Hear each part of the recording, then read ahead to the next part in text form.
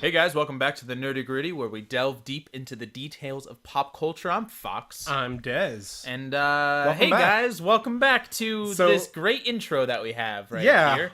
No, it has been welcome a to crazy our- week for releases in movie theaters, actually. Crazy month. Black Got a Panther has come couple out. things of- yeah. Yeah, month. Yeah. No, Black Panther came out in February. Oh, it's not February anymore, Nope. is it? It's late March. Very close to the end of March. Yeah. A week away from April I'm 1st. bad at Yeah, where are you? I When am I? Who am I? Johnny the tackling Alzheimer's patient. Who am I? Who am I? But still, we had a new Infinity War trailer came out recently. A new Deadpool 2 trailer came out recently. I don't care about Deadpool. I've always hated Deadpool humor. Really? So annoying to me. It is that. Chimichangas. Shut up. I don't care, man. The The movies look good. I haven't seen the first, and I'm probably not going to see the second because I don't care about Deadpool. Right. But they look good. Yeah. And I'm sure they're funny. Ryan Reynolds is a funny guy. Yes, the raking wit of Ryan Reynolds. He is a something funny I guy, love. and that is the role he was born to play. Yes, he should is be Deadpool. forever. When they sewed his mouth shut in Wolverine, I was like, I will murder you 2 times. Do you not? What's wrong with you? He's called the Merc with the mouth, not the Literally Merc who called has the his mouth Merc shut with some the shit. mouth. Yeah. He was the best part of that movie until he wasn't in it anymore. Everything else was bad. Anyway, He did a fantastic yeah, job. we've had lots of movies in- come out. Yeah, and it's been pretty cool. You saw Pacific Rim, right? I saw Pacific Rim Uprising on Friday, opening day, I guess. First of all, stupid title. It's just one of those like Independence Day Resurgence. Like Right. it's just like a generic title. Again. I miss just giving your movie A number. a 2 or a 3. Like I want to see Pacific Rim 2. So one of my favorite I call it Pacific Rim 2. one of my favorite movie series is the Die Hard series. Die Hard 2 Die Harder Die is the Harder. dumbest name. It's the dumbest, but also I love it. It's like they know what you're there for. Die More Hard. Die Hard, but die harder than Die Hard. Anyway, yeah, I saw Pacific Rim Uprising. Fun. Yeah. It was what you expect. I mean, alien or giant monsters fighting giant robots. Unfortunately, Guillermo del Toro wasn't the director of this one. He was, for some reason, directing Shape of Water. And just because he won Best Picture and Best Director, like, come on. No, yeah, Shape of Water was way better than both Pacific Rim movies. But this Combined. one was just kind of disappointing. It didn't go... The first one was really fun. It knew exactly what it was. It took itself seriously enough, being a giant monsters fighting giant, like a kaiju film. With also just being like a little bit serious, like just so Right. that it's not always sarcastic about what it's saying. Like take it seriously, but have fun with it. That's what it was doing. This Yeah. also did that, but it didn't go more extreme like it should have. Right. I was hoping for like kaiju in space. I was hoping for like let's travel to other dimensions. Not really any of that. There were Just more fighting big monsters. It was essentially the first movie. Even some set pieces happened that were very similar to what happened in the first. Like there wasn't really any, and the fights were less cool, but That's sad. it was still fun. Yeah. And Charlie Day, who, if you remember from the first one, he's one of the scientist guys who actually plugged into yeah, the he kaiju mind brain. melds Yeah. with a kaiju brain, and it's great. And he's a crazy man because Charlie Day is a crazy man in real life. He's crazy in Always Sunny in Philadelphia. He was not allowed, like he did not go full crazy man like he should have, like he's capable of. He needs to be that wild card guy. It's a reference to Always Sunny. If you watch Always Sunny, he's a wild card. And Okay. he cuts the brakes of the van. He's like, wild card! And jumps out of the back. And everybody else just... that's how the episode ends. Anyway, so good. Okay. He should have been given more space to be as ridiculous as he can be. To cut the brakes on the kaiju. Cut the brake lines the on the Jaeger. Jaegers. Yeah. That's what they have. But it was still fun. Didn't have Ron Perlman's character. Remember the Oh, yeah. he was like the underground like kaiju dealer. Yeah. He was awesome. Yeah. Ron Perlman's pretty awesome. He was specifically shown to be alive even after getting eaten by a kaiju at the end. He cuts his way out, Yep. if I remember correctly. He was not in this. Very disappointing. But John Boyega, who's Finn from Star Wars. Right. He's the lead instead of Charlie Hunnam in the last one. Charlie Hunnam's character is mentioned, but there's no real. He's not in it. John Boyega is a much better charismatic lead for this kind of thing. Yeah, he is much more fun to watch, and he actually gets to be British in this movie. Yes, because he is British. He's a Britishman. Yeah, yeah. So overall, it was fun to watch. It was it was more good than bad, but I'd Redbox it. Yeah. I also saw today. I'm gonna bring this up before you talk anymore. A movie called Mary and the Witch's Flower. It is the first movie of a Japanese animation. If you just watch the trailer and don't know it, you'll think it's a Studio Ghibli movie. Similar style, similar visual style, and just the idea of it is very similar to something they would have. It's a different studio. I think it's like Studio Ponuk or something like that. Mm-hmm. It's their first movie. It is one of the top grossing movies in Japan of last year. Wow. And they've been releasing it in various. And so I went to Academy Theater, which is a real small, $4, but they show whatever they want, basically. And it was great. It was really fun. And it did a great thing that I love in Japanese animation. It's like movies that I've seen where it's quiet. It's not just action constantly. Characters, even though they're directed toward children most of the time, it's not just fart jokes and people screaming and getting hurt all the time. And even the plot, there's clearly a bad guy, like somebody causing a problem, but it's not about let's kill that person and then save the day. In this, there's a bad person. None of the characters ever make it the main character is never like, we have to defeat her. It's, I need to save my friend. That makes sense. And she does. Spoilers, of course. Obviously it's gonna happen, and she does, and it's fun, and there's no violence necessary to save the day. And I've always loved that about a lot of Japanese. Yeah, your kids are going crazy upstairs. Yeah, I've always loved that about a few Studio Ghibli films, Spirited Away is like that. Mm-hmm. The big villain monster guy, No Face, ends up being just a guy who hangs out with them. It's really fun. You're just oh hey man, So I love that. So it was fun to watch. Yeah, it was really good. What have you been up to? My wife and I recently finally watched Spider-Man Homecoming.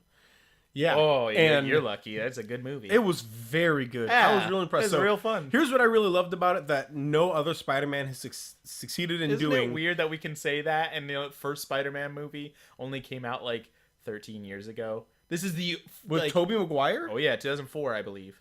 Really? I'm fairly certain it was 2004. Wow, man. And now we can say, no other Spider-Man has ever done... It's been less than 2 decades, and we've had 3 different Spider-Men and 6 movies. But they captured teenage life. Yeah. It was great. They did it. Yes. And they've never done, what was so stupid that 2002 was Tobey Maguire and Kirsten Dunst's first one. 15 years. 15 years. That's it. Wow. Okay. I guess Spider-Man 2 was probably 2004. But the best Spider-Man. They captured him at school, and not all of the kids are these beautiful kids walking around or whatever. And one of the things that bugs me about a lot of high school movies is there's 4 kids in the hallway at a time, and people are able to have at high school. It's chaos and terrible. Oh man, absolutely. And they're all 27-year-old actors, right? And pretending these guys to be 14. I mean, they're probably all in their early 20s, but I think he was at 18, playing a 14 or 15-year-old. 15. They look like kids. Yeah, 100%. And they act like kids, and they're hilarious like kids, and it was great. The only thing, spoiler alert, skip ahead a few seconds if you haven't seen Spider-Man Homecoming yet. The only thing that bugged me a little bit is oh, Vulture is his girlfriend's father. What are the chances? Come on. Definitely. I also did not see it coming. Oh, I had no idea. I was when he opened the door, I was wait. Oh no, he's kidnapped her. That was my first thought. Yeah, I thought it was oh no, we're in a hostage situation now. Yeah. Oh wait, no. Oh, that is a coincidence and a half, but also didn't expect it. So it's great. Well, and that drive on the way to Homecoming. Oh my god, probably the best scene in the movie. So tense. Well, and what I was looking at Jackie and I said, Michael Keaton is such a good actor. I just watched Beetlejuice is on at Plasma the other day. So good. That movie's great, but when he comes into it, it's amazing. It's ridiculous. It's so good. Well, to think that So what made Heath Ledger's Joker so good is how scared you genuinely were of him. I felt that way about Michael Keaton. Really? In the car. Like Sure. during that was conversation. a very tense during scene. that conversation, and the way that he's just looking at Peter. Yeah. And like you can just I'll do it. Yeah, like it was exactly that. It was the murder in his voice and the lack of care. It's He's the like, nonchalance. yeah, like, no, I'll kill you. I've got he's probably of the like straight up Marvel villains they've had in the movies. I liked Killmonger from Black Panther. He was great. He like all the good ones, all villains that are good are ones you can agree with on some level or understand at the very least what their motivation is. He was a great one. Like I liked the whole concept of the like cleanup crew getting shoved out. Yeah. I like that idea and him like, well, this is what I have to do now, or and like I liked him as a villain. He was cool. Yeah, it was really good. And I also really identified with this whole thing. Like, look, I'm going to do anything for my family. Right. Like, he wasn't a good guy. No. But I also don't necessarily know if I would say he's a bad guy. He is a bad guy. Yes, he's a bad guy. He's doing bad, evil things. Yes. But also, he has motivation that you can understand. Right. Maybe not agree with, but understand. Maybe that's what it is. And that's a good villain. Yeah. Very well done. That's the classic Magneto villain. It was really well done. I also like that they had a moment in on the boats where they were like your nonchalant violence, Spider-Man, your nonchalant like attacking and fighting and not studying is dangerous sometimes. And when you're on a boat, like it cuts the boat in half, which is, I mean, that was a pretty extreme consequence. Sure. At the same time, like this whole idea that like you can't just punch people and solve your problems all the time. Yes. They kind of like did that, and the moment where he's like, but I can't do this without the suit, and Iron Man's like, if you need the suit, then you don't deserve the suit. The Peter Parker Tony Stark interaction I think is one of the best parts of the universe so far. Right. Because Tony Stark sees himself. A smart young child who has this ability, and Tony Stark at the same time as wanting to help him and encourage him in the right direction also knows the problems that this kid could get into if he doesn't like have some guidance. And at the same time, Tony Stark could be a great mentor and a terrible mentor because he's Tony Stark. Like, do as I say, not as I do. That was a great, like, that was like, don't do anything I wouldn't do. Don't do anything I would do. It's perfect. There's a little gray area in the middle. Yeah, there's a little gray in there. That's you. It's perfect. And I just love that Tony. I also was really hoping for like a moment, like where he's like, look, you do what I say, or I will be your stepdad in a week. You know I will. I was hoping for that. So good, man. Well, speaking of violence and superhero stuff and things like that, we have a topic that we need to get to our topic. It's been 13 minutes. Look, and we've talked about movies are great. They are great. But we want to get on a topic that I personally am kind of shocked is back in the media. In fact, everybody who's sort of in the know is shocked that this is back in the media. I don't know if I'm shocked. But it is back in the media in a big way. Now, we are talking about violence in video games. The concept that violent video games cause people to be violent is a thing. Again, correct. It's a thing brought up to explain mass shootings or, just violent behavior in general. Which, I mean, that's just a natural thing to do, is to put blame somewhere. You're looking for some reason to, which isn't always the worst idea. Right, not at all. Violent behavior. I mean, this whole debate we could have, but violent behavior is never motivated by nothing. Right. There's always something behind it. Of course. So the conversation we want to have, though, isn't exactly, but this will be discussed. Right. We are going to discuss, do violent video games impact gamers, in what way, to what extent, etc., etc. But really what we're going to discuss here is, how should we as gamers respond to this idea that violence in video games causes violence in the players of video games? So how we as gamers should help educate and speak to people and whatnot. But before we get to that specific topic, we are going to talk violence in video games just a little bit here. Right, yeah, because I think it's tempting for us to just say, well, obviously they don't. So how do we deal with this? That's irresponsible to do. Right. Obviously they don't is not obvious to everybody. Right. And there are some studies that would say otherwise. Right, yeah. Like we've been doing some research, and not everything says No, they don't cause violence. Right. I would say the majority that I've seen do. Right. But not all of them, and because people are different, and like studies are not 100% truthful every time, or they don't encompass the entirety of the situation all the time. Right. So there's some nuance. Kind of what I've seen is just as I've been looking, I did a lot of research on this. In fact, I've been doing research on this for a while now, just out of curiosity. And there have been several studies done, two what would be called major studies. One that is about 1,500 teenagers, and one that was about 400 teenagers. Okay. The 1,500 one, it might have even been more than that. I can't remember exactly, but it was a long time ago. It was probably 15 to 20 years ago, in the time frame of like the 90s video, Mortal Kombat, etc. Oh yeah, back when the violent video game thing began. Pretty much with Mortal Kombat. Yeah, and then one that was significantly more recently, of course. And the older one came back saying there was there's an insignificant link. Scientific, yeah. Yeah, and this one took into account lifestyle before, after, home life, all types of things like that. Interesting. There was a more recent one that was with 400, and this was probably in the last couple of years. Okay. And this one said there is a significant link. There is a pretty big link between the two. It is definitely a thing. But that one did not look to see if these kids had violent tendencies beforehand. Okay, so its if they had a narrow. violent home life. Sure. All that they did was, does this student play violent video games? Yes. Do they also struggle with violence in their life? Yes. Did this student play violent video games? No. Do they struggle with violence in their life? No. Oh, clearly there's a link there. Sure.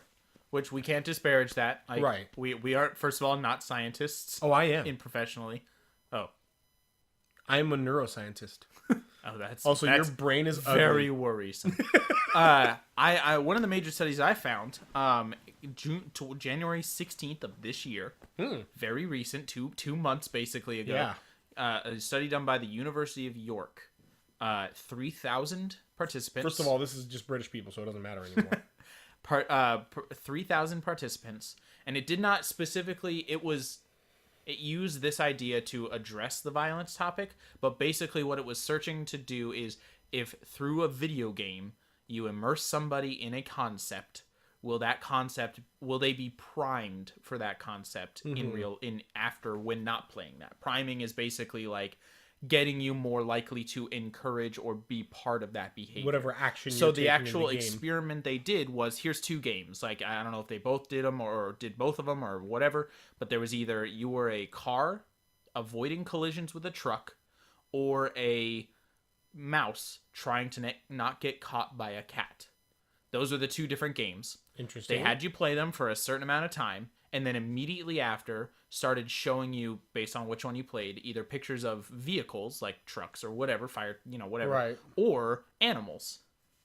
And the theory was that if you have spent a amount of time immersed in this idea, like focusing on this thing, that when you are shown that in not video game form, you are primed, you are able to recognize that and much more quickly. Right. So it's like they would show you animals, and I think that's what it was, animals and vehicles. And you would be able to say vehicle, cat, or I've been playing this game for an hour. I know what that is. I am all about it right now. And they found that it did not actually happen. Yeah. The theory was that if you extrapolate that if you are playing Mortal Kombat for hours a day, then in outside of video games, you are going to be primed for more violent, or be more attuned to violence, or more, and they did not find that to be the case. Right. In fact, sometimes they were significantly slower. Right. And so many people say there's a desensitization, or a sort of priming is a good word to use for that. Yeah, that's a technical term. The vast majority of comprehensive studies do not show a link. Right. They just don't. And I would say, well, I'm going to start getting into personal opinions here. Okay. I've been desensitized to violence. Probably through video games, through movies. I can watch movies that are very, very extremely violent and not and enjoy them, and not really need to work. Like, it doesn't affect me personally. Anecdotally, okay, here's what I'm gonna say. We can debate this a little bit if you want to. Yeah. But I would personally say that video games, while they don't cause you to go commit violent acts, they make you more willing to accept it and okay with violence. Have you ever seen a fist fight? I mean, yes. I mean, well, in real life? Yeah. Not really, no. No? No. Despite going to Chandler High for 4 years, I don't think I ever saw anybody That's shocking. Get in a fight. We had cops on campus, like police cars and everything for a whole year. I don't think I ever saw... How about a car accident? You ever watched a car accident I've been in happen? one. I've seen car accidents, yes. How do you feel in that moment when the cars hit each other? It is a, like, worrisome moment. Like, oh no, are they okay? When cars collide in Grand Theft Auto, do you feel the same way? No. No, because there is a distinct and very ready difference. We know that's pretend, that's real. Okay. No, you're probably, like, I understand what you're going with there. You're saying that my desensitization is I'm desensitized to violent movies now. Yep. Not actual real life violence. If somebody, let's say you watch the Saw movies and you're like, this movie's stupid. Like, wow, I can't believe it. Oh, I've seen at least 4 out of the 8. So. But then you 5. go into real life and you see some guy grab a woman and cut her hands off. You're not going to be like, dude, come on. Yeah. You can do better than that. You're gonna oh no! You have no hands! Yeah, yeah. No, that's true. Somebody give this woman a hand! I feel... Woo! You're welcome. Saving the day. And then, bye. See you later. No, I feel... Yeah, I understand that. It would take some sort of other mental, social... Or not so... Psychological problem. I don't know if that's the word to use, or aspect to be able to equalize the digital violence with actual violence. And this is something that you and I talk about a lot, is the suspension of disbelief. Yes. When you enter a fictional area, there is a psychological thing that happens within you that you suspend your disbelief. You know this is pretend, and to really get into it, you have to kind of push that off to the side. It's pretend. I know it's pretend, but I'm going to suspend that disbelief. But always, always, always, everything is going through this filter of disbelief. And you know it's not true. You know it's pretend. True. Yeah, you are true. Yeah, I don't think it's possible to 100% disengage yourself from reality when experiencing. At least not yet, until we invent the Matrix. Right. When we do. So there is just something natural within us that has learned just with time that we comprehend fiction. You know, we understand the idea of fiction. Now, what would you say to the argument that younger people have not fully developed their brains, and there is actual science to say that your brain doesn't stop fully developing, or doesn't get fully developed until like mid-20s is what we're seeing now. How okay, it's like late teens and mid-20s, but for video females games to males are all the way down, like, I mean, it just on the mobile, like on phones, even all ages, literally all ages. My 3-year-old plays like tablet games on Amazon. Your 5-year-old plays Lego video games, Lego Batman, which are not viscerally violent. They're not shooting blood everywhere, but they are punching each other. They are like, there is violent crime, even if it's not realistic violence. I remember even in the 80s, and if you guys might have like fantastic memories of these shows that I'm about to talk about, but go back and rewatch them. It's hilarious. The original Teenage Mutant Ninja Turtles in the 80s and 90s, Thundercats, G.I. Joe, they don't punch each other. They don't show violence at all. They don't do it. So it'll be things like Leonardo will come and he'll brandish his swords, and then the bad guy will jump at him and he'll move out of the way, and the bad guy will jump into a trash can. Yep. And that's how they took care of that bad guy. Or Donatello has a stick, and he used that stick to hit a trash can, and it knocks over a trash can, and then the guy trips over the trash can. And there's no actual physical contact in any of these things, because there was this huge worry of how this depiction of violence is going to affect the people watching it. But you know what me and my friends did whenever we went out? We played... you fought each other. We punched each other. We hit each other with sticks. Yeah, exactly. Like, you know what I mean? Kids can comprehend what's happening. Like, they actually... they fill in the gaps.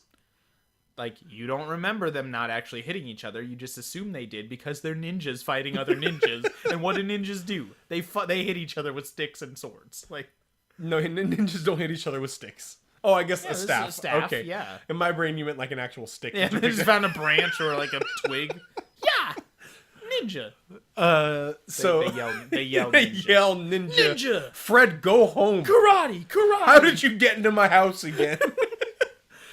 Okay. So my point being here that when there was not violence shown, when it was supposed to be a non-violent thing, I reacted. People reacted violently. Identically to when I played violent video games or whatever else. Kids in the 80s did stupid things exactly like kids in modern times do.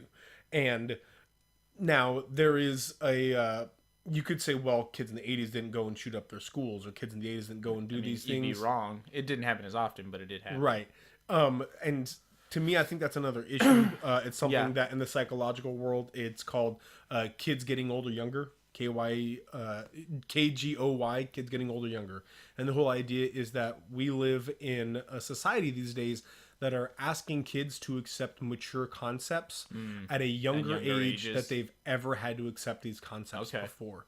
So things like teen pregnancy and drugs and all, sex and all kinds of things of that nature, divorce, all these things are happening younger and younger in kids' lives these days. Right. And we are telling them, like, even the TV shows, you'll see shows for tweens in which girls are talking about dating and marriage. The Freeform channel. Yeah. That is the worst channel in existence. So at the end of the day, it's this idea, to me, I would say that it's this psychological concept of kids getting older, younger, and that we're asking them to accept these mature things. And so when they have a very bad problem, they address it in what they think is a adult way. Sure. And adults can use guns to do things, and adults can punch, and adults can, whatever. So to me, that would be where if I had to point a finger, the direction. I would agree with you. I think the problem, it can't be defined very easily, but also I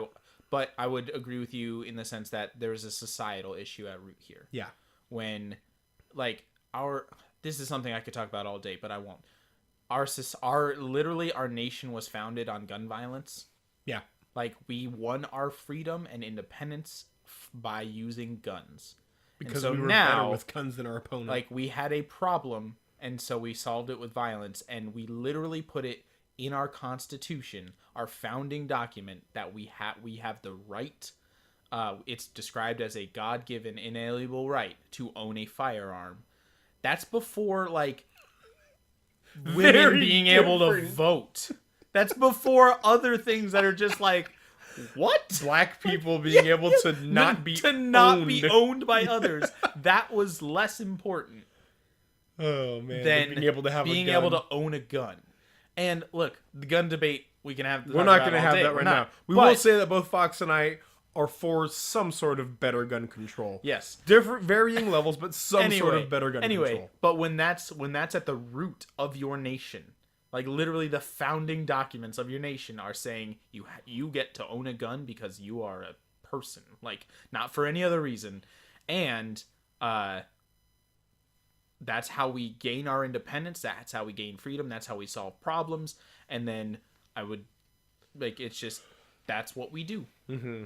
Rather than blame video games. I mean, anecdotally, also, video games are not an American thing. Yes. Like, Japan spends more video games than we do. American and they don't have guns. And they don't have gun violence. It's very difficult for me. It's just a laughable thing for me to hear that argument. Like, recently, this is the last thing before we get into, last thing I have. Before we get into like practical steps we can take, there was a gun violence commission or something that the president or whoever is like, let's look into this, let's see what the problem is, let's try to solve this. And they were looking into things like gun control, laws surrounding like background checks, mental health issues,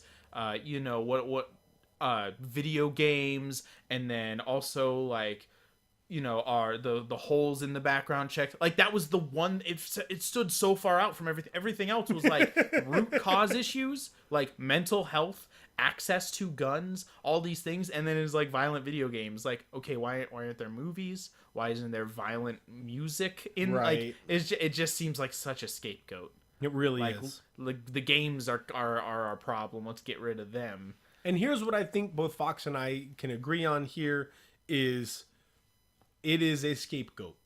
Yes. And with that being said, some people feel like they need that. Some people are going to approach video gamers. If you're listening to this, chances are you are a video gamer. Maybe not always. Sometimes, I mean, we talk about a lot of different things, but chances are you probably play video games or know video games in some way.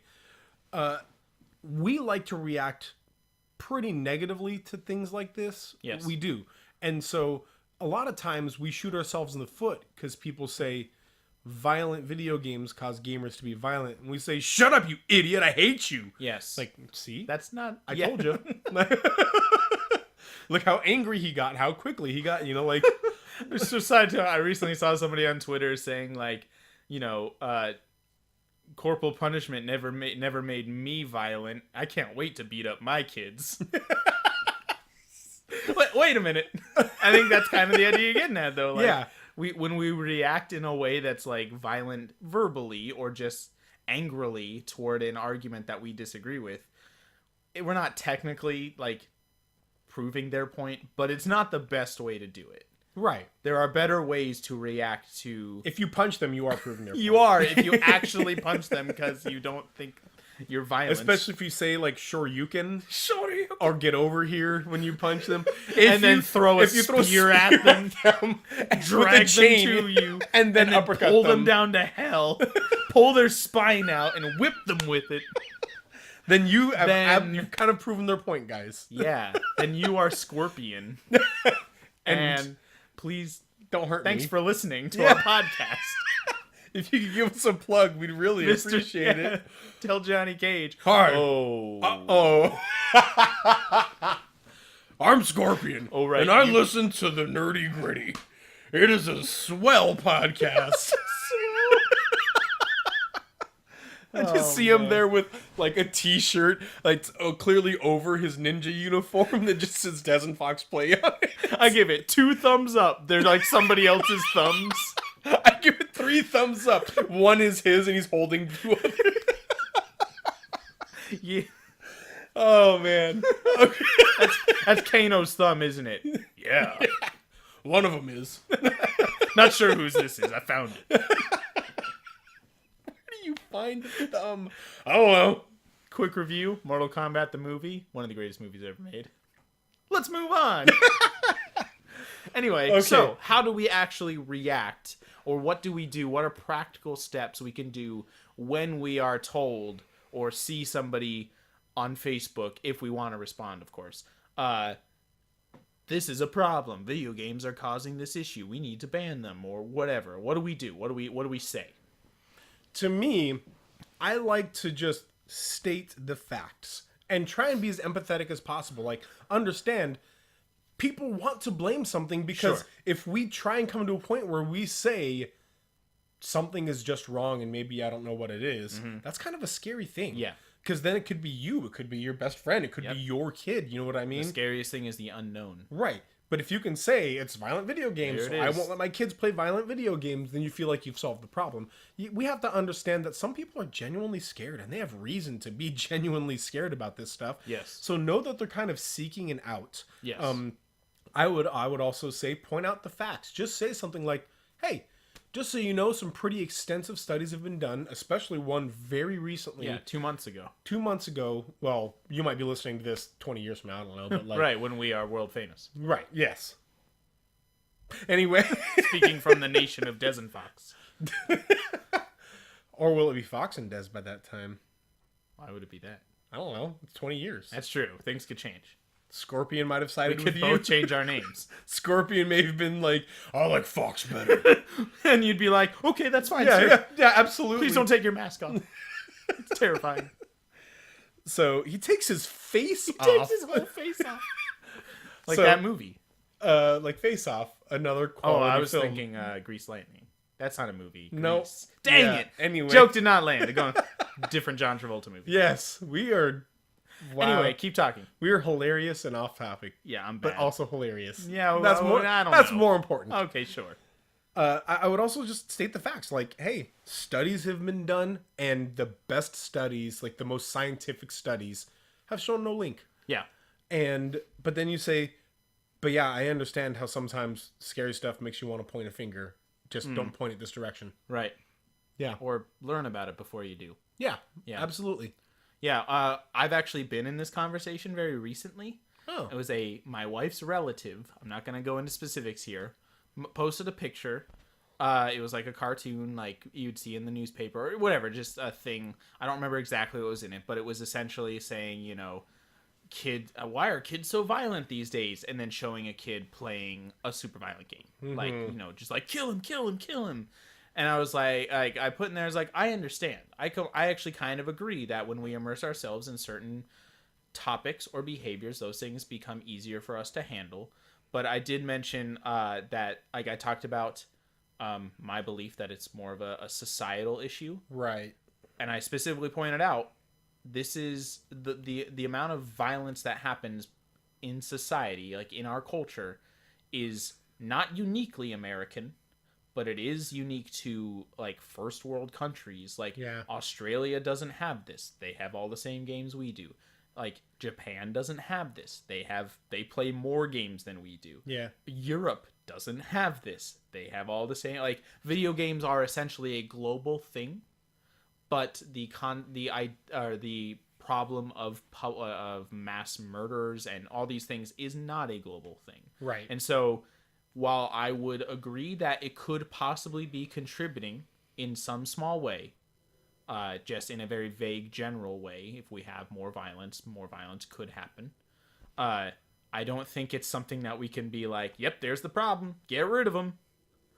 That's one of my main things is, this is not video games are not unique to American culture. We can't point those out as the problem for our more unique problem. Right. And especially when your options are either A, limit the media, which is breaking the First Amendment. Illegal. Yes. Illegal to do. You can't do that. Right.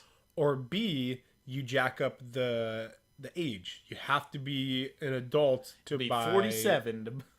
Which in truth, a lot of stores these days say you need to be 18 or older to buy mature rated video games. Which technically it's 17. Or 17 the or older? The actual age for M-rated is 17 plus. But it's not a law for that to happen. Yes. But most stores honor that. GameStop has become very good at that, I think. Yeah. Well, we were really strict at that back when I worked at GameStop. Well, you need to be. I mean, just employees have to be or they're going to get fired. But hopefully. Well, you know what would happen? Their mom would walk over and buy it for whatever. them. Yeah, I don't care. You know what I mean? And sure. And that, I mean, to me, is really the thing here. It becomes about self-policing. Yes. Like, if you don't want your kids playing violent video games, that's perfectly fine. I agree with you. Not that I believe that violent video games are going to make them violent. I agree with parenting. I agree that you get the choice when your kids are not 18 that you have a lot of control over what they play. So don't let them play it. That's perfectly fine. I don't care about your reasons, but I think that's what's important. If you don't want them to do this, then there are already these things in place. Like, violent video games aren't just out there on the streets for everybody to just pick up and start playing. Mm-hmm. Like, there are systems that, like, there is the ESRB. There are things that we go through to limit the availability of these games to everybody. It's imperfect because you can just buy them digitally. Like, it's imperfect, and it's always going to be imperfect. It's never going to be a 100% fail-safe thing. But this is up to, yes, police your children. And I'll know a lot of our listeners out there probably aren't parents. Some of them are. Oh, yeah, some of them. But if you are probably a college-age student or even like a high school or junior high and you're listening to this right now, you don't have kids to parent. Let's hope not. But what? Well, if you're college, you might. You might. High school. If you're in junior high, possible. Let's junior really high, you hope most not. likely do not. Please don't. Don't do that. Don't. It's a bad idea. That's the end of our episode. No. That's the real point we want to make. So, but if you are not somebody that we can tell, hey, make sure you're parenting your kids in some way. What I would recommend to you is educate yourself on the matter. If somebody comes up and says kids are violent because of violent video games, say, I personally actually am not a violent person at all. Right. And there are plenty of video games that are actually really pacifistic and really kind. In fact, there are video games in which there are challenges to try and get through them. Yeah. Any kind of stealth game. Yeah, just to get through them. Just sneak through everything. You can do that in like some of the Metal Gear games. All Metal Gear games have a platinum trophy that is don't ever commit violence. Yeah. Like don't ever get caught, don't ever do anything. And it's really fun sometimes, and also balls hard. You will not do it. I'm questioning say it. Yep, that's what I said. Let's move on.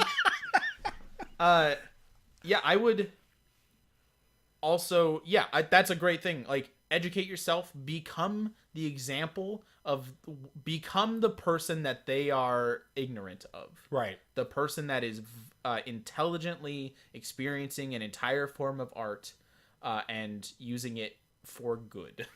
Like video games can be a window into another world and also an educational one. Assassin's Creed Origins has an entire mode where it's literally you in a non-violent world because they turn off all fighting, like the combat system, and you just walk around and learn about ancient Egypt. That is available right now in a mainstream, and it's not just... It's a good game. Yeah. It is a very fun game. I have beaten it now and done a lot of the side stuff and will finish it at some point because I love it. But there's an entire mode where it's just like, well, just learn about the pyramids. They're using it in classrooms. Like, video games have this opportunity. Like, that's the thing here. We have to not just say, oh, no, it's okay, we're not being violent. We have to also say, oh, actually, look what they can do for us. Like, you can't just say, don't worry about it. It's, no, we really need to get into these. Like, video games are positive, actual, like, a force for good, or have the potential to be. If we try to get rid of them, then we are doing ourselves a disservice. Yeah. Or even the violence sometimes. There are games like Spec Ops The Line. Yes. Which, unfortunately, the game itself is not a great game. Right. But the story behind Spec Ops The Line is a story about post-traumatic stress disorder. Yep. And being a soldier who had to commit some sort of horrible acts, and then being held responsible for those acts later, and also having these memories come up in your head. And there is a whole... Go watch extra credits, as they have 2 videos on I've Spec yet Ops to The watch Line. those because I've yet to play it, and I still plan on playing it. So I don't know There's what one happens. spoiler-free one, and then there's one I think I watched the spoiler-free one. Okay, one. so yeah, there are 2 extra credits. Yeah, I don't know what happens in that game, and I'm really excited to play it someday. Go watch those videos. Yeah. They're so good. But you commit violent acts in that, but you're also held kind of responsible for those violent acts. They are not mindless violence, you know? And especially in any nation, but also particularly our nation, that kind of glorifies our soldiers. Respect our troops. They do a great job, and they do. I'm not saying they're not going to, not a bad thing. Respect your troops. You respect what they're doing, but you understand that we're respecting soldiers and people who are trained in violence. Combat soldiers, you know, fighting in wars. So we kind of glorify violence. Right. Anyway. That's part, like, we have them at our football games. Yeah. Like, we honor them as part of our normal life. And so, yeah, it's a weird disconnect there, actually. Much like Fox says, violence in our culture is a glorified thing. Yes. And it's just kind of But only in certain ways. Right. Only in ways that we approve of, not, like, you know, patriotically. Right. You know, anyway, of course, that's a whole topic we could get to. Right. But, I mean, I don't really have much else to say here. Like, I just feel like violence in the right context has so much to teach us. Right. Have you seen Schindler's List? Think about Schindler's List without violence. So good. Right. No, Schindler's is a good movie, credits. But... You just have credits at the end. No, like... It'd be some dude that owns a business. Or just him writing, like, a grocery list. Hi, I'm Oscar Schindler. I make bullets. Cool. Well, see you later. Credits. No, like, when we learn about others through fiction. books, movies, all of these things, video games are part of that. And if we're trying to remove violence from our fiction, then we are removing the possibility to learn about the consequences of violence. Like, Spec Ops: The Line is a great example. I wish more people took the opportunity to make realistic games about actual events. Like, I would love to learn about actual events that have taken place in Iraq. Yep. Through, like, even if I have to I want to put myself in those shoes. Yeah. And learn what they went through. Learn what the consequences of those actions were. And, like, if we just because there is violence present in a game does not mean that it is violence for fun. Or wouldn't it be... Oh, go ahead. Wouldn't it be cool as a tool of empathy to play through a game in which you're a soldier, you have your crew, you're in a skirmish, and you're fighting, and like they're talking about what they're fighting for, and you're kind of rallying with them, yada yada, and then like towards the end of the game, you learn, oh, you were playing as the Afghani forces. Sure, yeah. You know, the movie The Kingdom did that really well. Yeah, and they're just kind of help portray like, hey, these aren't mindless bad guys. They're fighting for something, right. You know. So there is so much we can do with video games, and so much that we can do with violent video games that can be a positive thing and a teaching tool. Yes, there are always going to be games like Hatred that are stupid. Sure. Oh yeah. But you cannot get rid of one and still have the other. Right. There's always going to be movies like Saw. Sure. Well, no, what I'm saying is that you have to accept the bad with the good. Yeah. Necessarily. It is part of, if we're going to go to our rights, it is part of our right to say what we want to say. Yep. So, in truth, I think we can agree scientifically, violent video games is not something... It has not been demonstrated to cause more violent behavior. Right. So, when you hear people talking like this, it's kind of our responsibility to politely and kindly... Oh, 100%. Say it gently, but say it truthfully. Yeah, and say, hey, that's not the case. Right. Well, guys, let us know what you think about violence in video games and ways that it has impacted you positively, negatively, whatever you think. Maybe you're like Fox and you feel like it's desensitized you a little bit. Or maybe you played Spec Ops: The Line and you're like, no, this helped me understand things. Maybe you played Hellblade: Senua's Sacrifice and the violence that she went through. Man. Okay, so there's a channel called PlayStation Access. They talk about PlayStation games, and one of the guys who does a checklist, like a top 10 whatevers every Friday, they're really great, loves Metal Gear Solid, and every single episode brings up Metal Gear Solid and has like a cutaway every time to another guy, like it says Rob's Metal Gear Solid list and just puts another line and it's up to like 48 or something. I need a Hellblade checklist for Dez. There we go. Hey, there. Dez's Hellblade checklist. He mentioned it again. There it is. Anyway, thank you so much for listening. As we were saying, I interrupted there, got us off track. Yep. Continue our conversation. Let us know what you think. And as always, we'll see you next time. Please share this or like it. Yeah, or if you see people talking about it, share this and say, hey, listen to what these guys have to say about it. They got some pretty comprehensive stuff that they're saying about it. Absolutely. So, well, guys, thanks again for listening. Remember, save games, save lives. See you later.